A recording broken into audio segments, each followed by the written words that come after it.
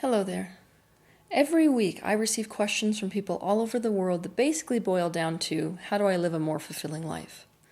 For some of us, our life feels routine, empty, and stuck. We don't really feel alive. We go through the motions, we do what we think we have to do, but we don't really feel that zest for life. I'm going to tell you exactly what to do about it. When we're young, so often we stop following our internal guidance system, our internal compass, in the direction of the things that cause us to feel alive. We abandon that pathway specifically so that we can feel the approval we get from others as a result of doing what they think we should be doing, going in the direction they think we should be going. Eventually, when we grow up, we tell ourselves that those things that they wanted us to do make us happy. But it's sort of like a drug. We want the drug of approval to cover up the loneliness, the emptiness, the absence we feel when we are not following our internal guidance system. But just like a drug, eventually it doesn't work to cover up that void within us. We start to feel as if we're not alive. We start to feel that emptiness. We start to feel like we don't know what we like. We don't know what we want. We don't know which direction to go. We feel lost. If we try to deny this aspect of ourselves, to reject our internal compass, to not follow the direction which we are being told that we need to go, and we try to numb ourselves out for long enough, our soul will create a crisis. This type of crisis is designed specifically to get us back on track, but sometimes this crisis will bring us face to face with death. The reason we're a match to this is because if we're living according to other people's approval instead of our own definition of what life really means for us, then we are living a waking death anyway. I have spent countless hours at the bedside of people who are terminally ill for this very reason, and those who tend to recover are the ones who can manage to let the visitor of death educate them about life, the ones who let a brush with death bring them back to life. The bottom line is, when a person is terminally ill, priorities change, and they change into what they always should have been. The absolute gift of surviving a brush with death is that you can make this change in priorities without being physically ill or dying. Then you have a shot at really living. Some of us are catastrophe thinkers. We're always putting ourselves in the worst case scenario, and quite literally we're always living as if tomorrow will never come. The downside to this is that we're not very happy because we spend most of our lives panicking and worrying about things. But there is an upside to this. Your life will be full of meaning, and your life will always be rich if you can live your life like tomorrow will never come. And this is the very teaching which those of us that are catastrophe thinkers can bring to the world. If you're a catastrophe thinker, and if you tend to worry, I do have 2 videos on that particular subject. You can go look at them up on YouTube. The first is called How to Stop Worrying. The second is called How to Stop Expecting the Worst. But for the sake of today's video, we are going to take the direction of what catastrophe thinkers are here to teach the world, because it would benefit us to live today as if tomorrow may never come. So I'm going to give you a practice. This practice is to be used as a tool to get your life back on track. I urge you to throw yourself into this practice with vengeance. What you're going to do is to close your eyes, and you're going to imagine that you died yesterday. I want you to imagine how you died. Imagine all the circumstances surrounding your death. Who was there? Imagine how the news was broken to the people that love you and the reactions that they had.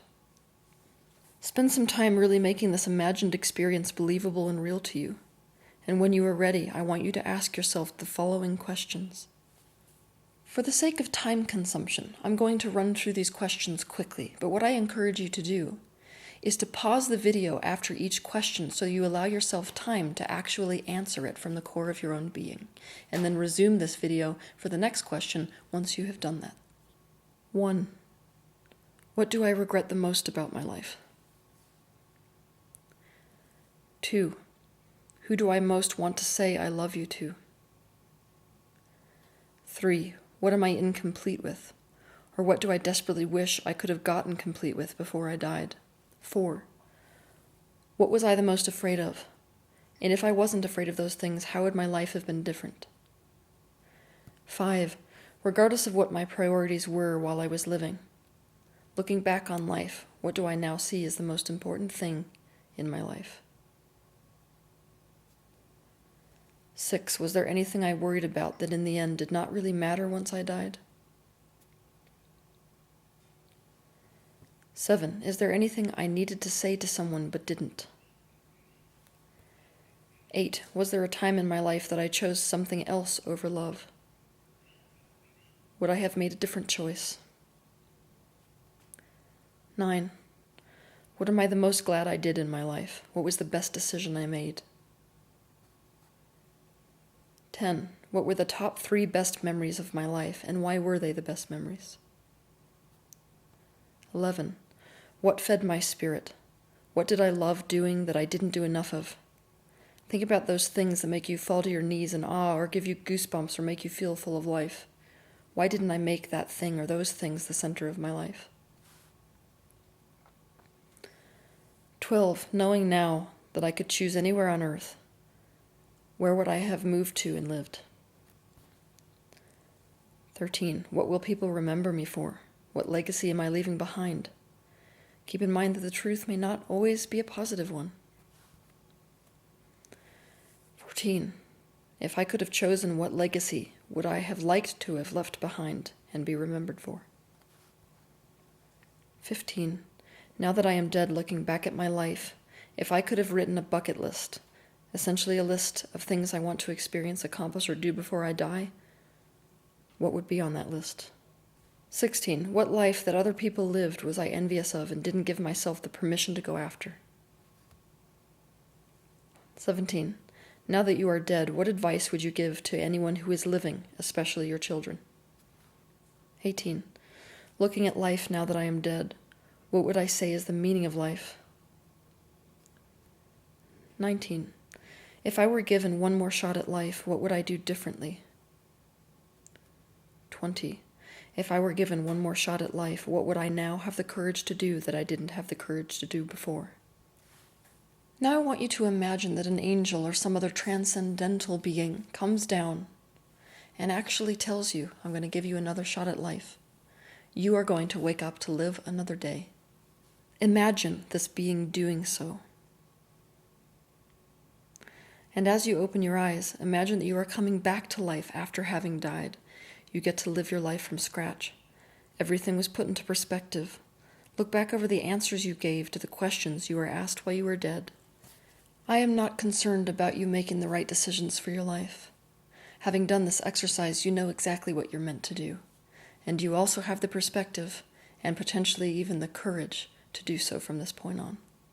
Make those changes and make them today. Your world is being created through you in the decisions you make every single day. You may think that you have lots of time, but the truth is you can't know that. The truth is you may not be alive in an hour or a day. So there is no time to waste.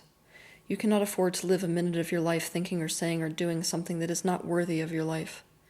You may have a list 5 miles long of the things you think you should be doing, but would those things really matter if you were dead? This is your life, and you came here to live it. It doesn't belong to anyone but you. And the only thing that's going to happen, if you play it safe and don't take risks, is you will arrive at death safely, because I'm going to break it to you today. None of us are getting out of here alive. And that might just be good news if we use our life instead of waste it.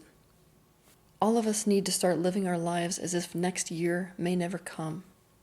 And so the question I'm going to leave you with is this.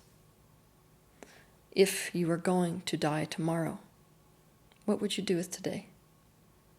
To close this episode, instead of wishing you a good week, I'm going to read you a truth by my personal favorite poet, Dylan Thomas, because this particular truth holds the exact frequency of the bravery that it requires to live this life the way we were meant to live it. Do not go gentle into that good night. Old age should burn and rave at close of day. Rage, rage against the dying of the light. The wise men at their end know dark is right. Because their words had forked no lightning, they do not go gentle into that good night. Good men the last wave by, crying how bright their frail deeds might have danced in a green bay. Rage, rage against the dying of the light. Wild men who caught and sang the sun in flight, and learned too late they grieved it on its way. Do not go gentle into that good night. Grave men near death who see the blinding sight, blind eyes could blaze the meteors and be gay. Rage, rage against the dying of the light. And you, my father, there on the sad height, curse, bless me now, with your fierce tears I pray. Do not go gentle into that good night. Rage, rage against the dying of the light.